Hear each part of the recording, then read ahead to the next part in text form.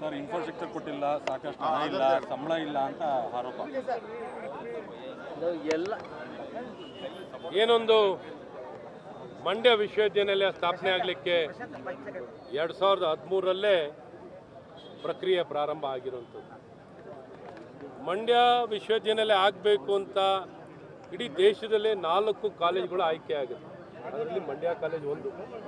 ಇದು ವಿಶ್ವವಿದ್ಯಾನಿಲಯ ಆಗಲಿಕ್ಕೆ ಯೋಗ್ಯವಾಗಿದೆ ಅಂತ. ಹಾಗಾಗಿ ಈ ದಿಕ್ಕಿನಲ್ಲಿ ಇವತ್ತು ಸರ್ಕಾರದಿಂದ ಈಗ ಏನಾರ ದೊಡ್ಡ ಜಿಲ್ಲಾ ಉಸ್ತುವಾರಿ ಸಚಿವರು, ಮುಖ್ಯಮಂತ್ರಿಗಳು, ಆ ಉಪಸಮಿತಿಯ ಅಧ್ಯಕ್ಷರು, ಶಿಕ್ಷಣ ಸಚಿವರು ಏನಾದರೂ ಈಗ ವಿಶ್ವವಿದ್ಯಾನಿಲಯ ಬಿಲ್ ಪಾಸ್ ಮಾಡಿದವ್ರು ಯಾವ ಕಾಲದಲ್ಲಿ ಬಿಲ್ ಪಾಸ್ ಮಾಡಿದ್ರು? ಆ ಬಿಲ್ ಪಾಸ್ ಮಾಡಿದವ್ರು ಹೆಂಗೆ ಪಾಸ್ ಮಾಡಿದ್ರು ಗೊತ್ತೇನ್ರಿ? ವೈಸ್ ಚಾನ್ಸಲರ್ ಇಲ್ಲದ ವಿಶ್ವವಿದ್ಯಾನಿಲಯ. ಎಲ್ಲರೂ ಕೇಳಿದ್ದೀರಾ? 50 ವರ್ಷದ ರಾಜಕೀಯ ಅನುಭವ ಇರುವಂಥ ಸರ್ಕಾರದಲ್ಲಿ ವಿಶ್ವವಿದ್ಯಾನಿಲಯದಲ್ಲಿ ವೈಸ್ ಚಾನ್ಸಲರ್ ಇಲ್ಲದ ವಿಶ್ವವಿದ್ಯಾನಿಲಯ. ಆ ರೀತಿ ಅತಂತ್ರವಾಗಿ ವಿಶ್ವವಿದ್ಯಾನಿಲಯವನ್ನು ಮಾಡಿ ಅತಂತ್ರ ವ್ಯವಸ್ಥೆನಲ್ಲಿಟ್ಟು ಮೆಮೊರಂಡಮ್ ಆಫ್ ಅಂಡರ್ಸ್ಟ್ಯಾಂಡಿಂಗ್ MOU ಭಾರತ ಸರ್ಕಾರ ಜೊತೆ ಮಾಡಿದರೆ ವಿಶ್ವವಿದ್ಯಾನಿಲಯವನ್ನು ಮಾಡ್ತೀವಿ, ಅಫ್ಲೇಟಿಂಗ್ ಯೂನಿವರ್ಸಿಟಿ ಮಾಡ್ತೀವಿ ಅಂತ ಮಾಡಿರೋ ಸೈನ್ ಯಾರು ಕೇಳ್ಕೊಳ್ಳಿ. ಅದೇನು ಇವ್ರಿಗೆ ಗೊತ್ತಿಲ್ಲ.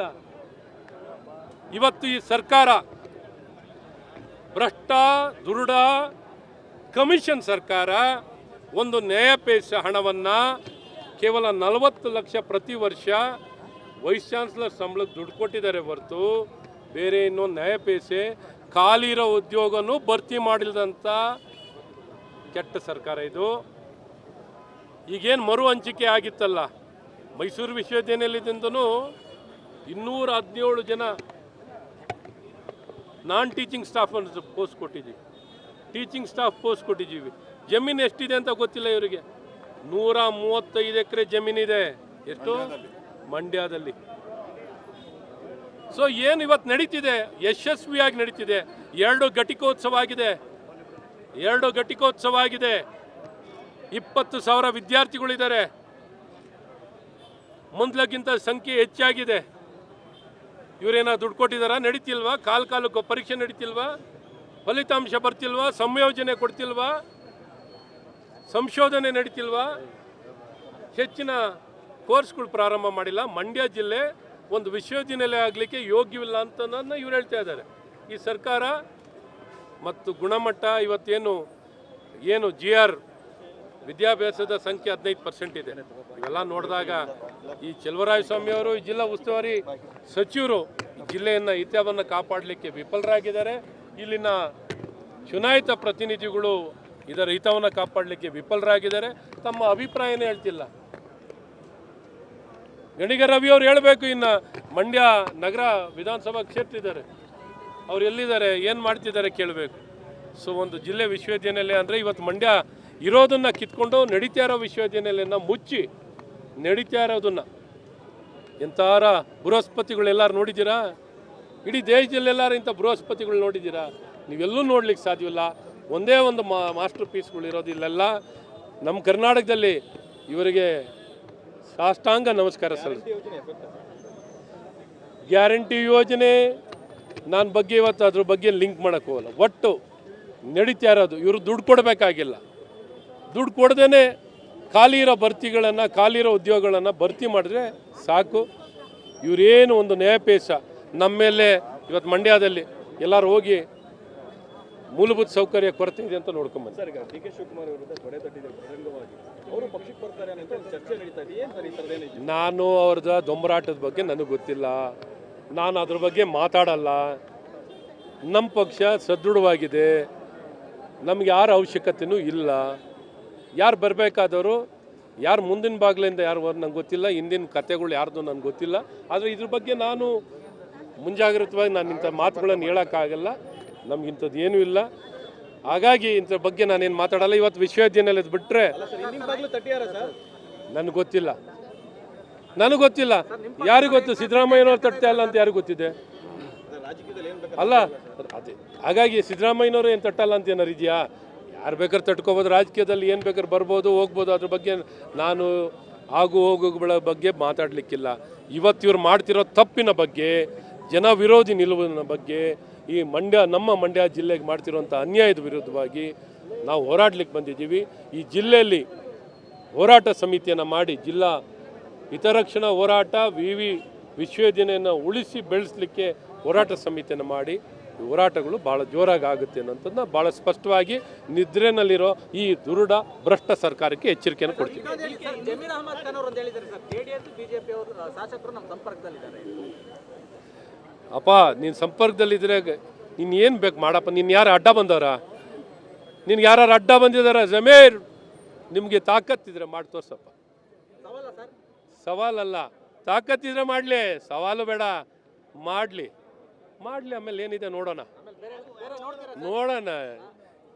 ಗಾಜಿನ ಮನೆಯಲ್ಲಿರೋರೆಲ್ಲ ನಮಗೆಲ್ಲ ಸವಾಲು ಹಾಕತ್ತೀನಿ. ನಡೀರಿ, ಅರ್ಥ ಹೇಳ್ತೀನಿ, ಹೇಳೋ ಟೈಮ್ಗೆ ಹೇಳ್ತೀನಿ. ನಮ್ಗೆ ಯಾವ ಕಡೆ ನೀವು ಒಂದು ಸ್ವಲ್ಪ ಕೇಳಿಸ್ಕೊಳ್ಳಿ, ಒಂದು ನಿಮಿಷ ಕೇಳಿಸ್ಕೊಳ್ಳಿ. ಅಲ್ರಿ, ನಾವು 65 ಜನ MLA ಇರೋರು, ಹೆಂಗ್ರಿ ಸರ್ಕಾರ? ನಾನು ಕೇಳೋದು, ಯಾವ ಕಡೆಯಿಂದ ಸರ್ಕಾರ ಮಾಡೋಕ್ಕಾಗತ್ತೆ ಹೇಳ್ರಿ? ನಗು ಏನ್ರಿ? ನಗ್ಕೊಂಡು ಇನ್ನೇನು ದುಃಖದಲ್ಲಿ ಮಾತಾಡ್ಲೇನಪ್ಪ?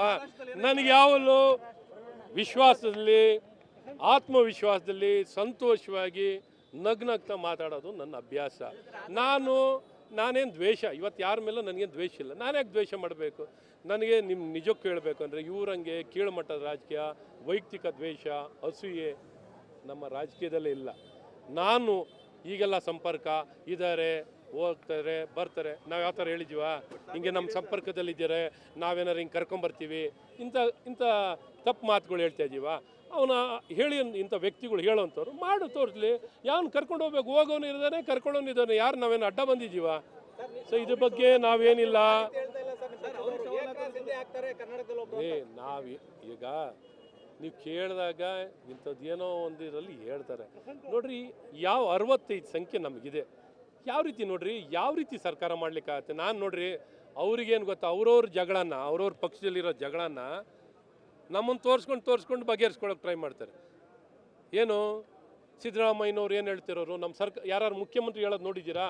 136, 138 ಜನ ಶಾಸಕರು ಇರೋ ಸರ್ಕಾರ, ಯಾರ ಸದೃಢ ನಾಯಕ ಹೇಳೋಂಥ ಮಾತಾ ನಮ್ಮ ಸರ್ಕಾರನ ಬೀಳಿಸ್ಲಿಕ್ಕೆ ಪ್ರಯತ್ನ ಮಾಡ್ತಿದ್ದಾರೆ ಅಂತ ಒಬ್ಬ ಮುಖ್ಯಮಂತ್ರಿ, ಹಿರಿಯ ರಾಜಕಾರಣಿ ಹೇಳ್ತಾರೆ. ನಂಗೆ ನಗು ಬರ್ತಿತ್ತು. ಇದೇನಪ್ಪ, ಒಬ್ಬ ಮುಖ್ಯಮಂತ್ರಿ ನನ್ನ ಸರ್ಕಾರ ಬೀಳಿಸ್ತೀನಿ ಅಂತ ಹೇಳ್ತಾ ಇದ್ದಾರೆ. ಇದೇನು ತಮಾಷೆ ನೋಡಿ. ಈ ತಮಾಷೆ ಮಾಡೋಕ್ಕೂ ಮಿತಿ ಇದೆ. ಈ ರೀತಿ ಬೇಜವಾಬ್ದಾರಿ ಹೇಳಿಕೆಯನ್ನು ಒಬ್ಬ ಮುಖ್ಯಮಂತ್ರಿ ಜವಾಬ್ದಾರಿತ್ವಾದಂಥ ಸ್ಥಾನದಲ್ಲಿದ್ದು ಒಂದು ಕಾಂಗ್ರೆಸ್ ಪಕ್ಷದ ನಾಯಕರಾಗಿ ಅವರಂಥ ಹೇಳಿಕೆ ಕೊಟ್ಟಿರೋದೇ ಅವರಲ್ಲಿ ತೋರಿಸೋಂಥ ಉಳುಕು. ಅವ್ರ ಪಕ್ಷದಲ್ಲಿ ಅವ್ರೇನಿದ್ರು, ನಮ್ಮನ್ನು ತೋರಿಸಿ ನನ್ನನ್ನು ಮುಂದುವರಿಸಲಿಲ್ಲ ಅಂದರೆ ನಾನು ಬೆಳೆಸ್ತೀನಿ, ನನ್ನನ್ನು ಮುಂದುವರಿಸಲಿಲ್ಲ ಅಂದರೆ ಬೆಳೆಸ್ಕೋತೀನಿ ಅಂತ ಅವ್ರು ಹೇಳ್ಕೊತಾ ಇದ್ದಾರೆ. ನಮಗೆ ನಾನು ಹೇಳ್ದಲ್ಲಿ ಈಗ ಸಿದ್ದರಾಮಯ್ಯವ್ರ ಬಗ್ಗೆ ಮಾತಾಡ್ತಾ ಇದ್ದೀನಿ, ನೀವು ಯಾಕೆ ಶಿವಕುಮಾರ್ ಕೊಟ್ಟುಬಿಟ್ಟಿದ್ರಿ? ಈಗ ಸಿದ್ದರಾಮಯ್ಯನವರೇ ಹೇಳಿದ ಮಾತು ಹೇಳ್ತಾ ಇದ್ದೀನಿ. ಹಂಗೆ 100 ಜನ ಹೇಳ್ತಾ ಇರ್ತಾರೆ, 100 ಜನ ಬ್ಲ್ಯಾಕ್ ಮೇಲ್ ಮಾಡ್ಕೊತಾ ಇರ್ತಾರೆ ಆ ಕಾಂಗ್ರೆಸ್ ಪಕ್ಷದಲ್ಲಿ. ಅವ್ರ ಬಗ್ಗೆ ಎಲ್ಲ ನಾವು ಮಾತಾಡ್ಲಿಕ್ಕಾಗತ್ತಾ? ಈ ಬ್ಲ್ಯಾಕ್ ಮೇಲ್ ಮಾಡ್ಕೊತಿರೋದು ಅವರು. ನಮಗೆ ಯಾವುದೇ ಸರ್ಕಾರ ಮಾಡಲಿಕ್ಕೆ, ಯಾವುದೇ ಸರ್ಕಾರ ಬೀಳಿಸ್ಲಿಕ್ಕೆ ಹೇಳೋಷ್ಟು ಇಲ್ಲ. ಇವತ್ತಲ್ಲ 100 ಸಲ ಹೇಳಿದ್ದೀನಿ, ಇದನ್ನು ಇನ್ನು 1000 ಸಲ ಹೇಳ್ತೀನಿ. ನಮಗಿಂಥದ್ದು ಬೇಕಿಲ್ಲ. ನಮಗೇನಿದ್ರು ಚುನಾವಣೆಗೆ ಹೋಗ್ತೀವಿ, ಚುನಾವಣೆ ಎದುರಿಸ್ತೀವಿ, ಚುನಾವಣೆಯಲ್ಲಿ ಗೆದ್ದು ಬರ್ತೀವಿ, ಬಹುಮತ ಪಡ್ಕೋತೀವಿ, ನಮ್ಮ ಸರ್ಕಾರ ಆಡಳಿತಕ್ಕೆ ತರ್ತೀವಿ. ಈ ಭ್ರಷ್ಟಾಚಾರಿಗಳಿಗೆ ಏನಪ್ಪ ಹೇಳಿ? ಭ್ರಷ್ಟಾಚಾರಿಗಳಿಗೆ ಇನ್ನೇನು ಹೇಳಿ? ಗಾಜಿನ ಮನೇಲಿದ್ದಾರೆ, ಇನ್ನೇನು ಕೋಟೆ ಮನೇಲಿದ್ದಾರೆ ಅಂತ ಹೇಳ? ಕಮಿಷನ್ ಸರ್ಕಾರಕ್ಕೆ ಇನ್ನೇಳಿ ಏನು ಹೇಳಿ? ಇವರ ಭ್ರಷ್ಟಾಚಾರಿಗಳು ಕಮಿಷನ್ ಸರ್ಕಾರಕ್ಕೇನೆ ಹೇಳೋದು. ಗಾಜಿನ ಮನೆಯಲ್ಲಿರೋರು ಭ್ರಷ್ಟಾಚಾರಿಗಳು. ನಿಮ್ಗೆ ಯಾವ ನೈತಿಕತೆನೂ ಇಲ್ಲ, ನಿಮ್ಗೆ ಯಾವ ತೊಡೆ ತಟ್ಟೋ ಶಕ್ತಿನೂ ಇಲ್ಲ ಅಂತ ಭಾಳ ಸ್ಪಷ್ಟವಾಗಿ ಹೇಳ್ತಾ ಇದ್ದೀನಿ.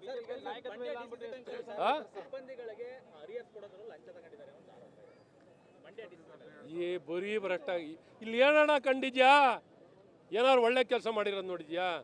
ನಡೀತಿರೋ ವಿಶ್ವವಿದ್ಯಾನಿಲಯ ಮುಚ್ಚಕ್ಕೆ ಬರ್ತಾರೆ. ಇವ್ರು ಏನಾರು ಒಳ್ಳೇದು ಮಾಡಕ್ಕೆ ಬಂದಾರ? ಬಂದಿದ್ದ ದಿನದಿಂದನ ಈ ಸರ್ಕಾರದಲ್ಲಿ ಓನ್ಲಿ. ಸೊ ಹಾಗಾಗಿ ಏನು ಹೇಳಂಗೇನಿಲ್ಲ. ಬರೀ ಭ್ರಷ್ಟಾಚಾರ ಮಾಡೋದು ಬಿಟ್ಟರೆ, ಕಮಿಷನ್ ತೊಗೊಳೋದು ಬಿಟ್ಟರೆ ಇವರಿಂದ ನ್ಯಾಯ ಪೇಸ ಒಳ್ಳೆ ಕೆಲಸ ಆಗಲ್ಲ. ಹಾಗಾಗಿ ಜನ ಸಿಡಿದೆದ್ದು ಹೋರಾಟಕ್ಕೆ ಬರ್ತಾರೆ. ನಮ್ಗೆ ಯಾವುದು ಈ ಸರ್ಕಾರದ ಕನಸು ಇಲ್ಲ, ಸರ್ಕಾರದ ಈಗಿನ ಆಸೆನೂ ಇಲ್ಲ. ನಮ್ಮಂಗೆ ಇವರಂಗೆ ನಮ್ಮ ಹೆಸ್ರು ಹೇಳ್ಕೊಂಡು ನೀವು ಬ್ಲ್ಯಾಕ್ ಮೇಲ್ ಮಾಡಬೇಡ್ರಪ್ಪ. ನೀವು ನಮ್ಮ ಹೆಸ್ರು ಹೇಳ್ಕೊಂಡು ನೀವು ಬ್ಲ್ಯಾಕ್ ಮೇಲ್ ಮಾಡಬೇಡ್ರಿ. ನಿಮಗೇನೋ ತಾಕತ್ತಿದ್ರೆ ನಿಮ್ಮ ಪಕ್ಷದಲ್ಲಿ ಗುದ್ದಾಡಿ.